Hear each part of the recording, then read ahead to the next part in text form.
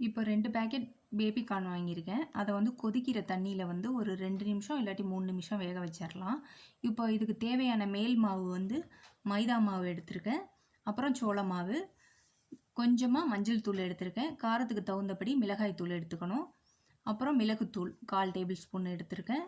அதுக்கப்புறமா கரம் மசாலா தூள், இஞ்சி பூண்டு பேஸ்ட்டு, உப்பு, 1 கரண்டி எண்ணெய் எடுத்திருக்கேன். கொஞ்சமா தண்ணி சேர்த்துக்கணும். சேர்த்துட்டு நல்லா மிக்ஸ் பண்ணிறணும். மிக்ஸ் பண்ணிட்டு என்ன பண்ண போறோம்னா, நமக்கு பேபி கார்ன் வந்து ஒரு 2 நிமிஷம் நல்லா வெந்துருச்சு. இப்போ இந்த மாவு இருக்கு இல்லையா? அதில வந்து நம்ம கலந்துரலாம். பேபி கார்னையும் அதையும் சேர்த்துட்டு, பஜ்ஜி போடுவோம்ல, அந்த மாரி நம்ம போட்டு எடுத்துரலாம். இப்போ எண்ணெய் நல்லா சூடானதுக்கப்புறம் ஒண்ணொண்ணா போட்டு எடுத்துரலாம். அவ்வளோதாங்க. இது வந்து ரொம்ப சிம்பிள் தான். ஒரு 10, 15 நிமிஷத்துல ரெடி பண்ணிறலாம். இது வந்து ஈவினிங் ஸ்நாக்ஸ்க்கு வந்து ரொம்ப நல்லாயிருக்கும். குழந்தைங்களுக்கும் ரொம்ப பிடிக்கும்.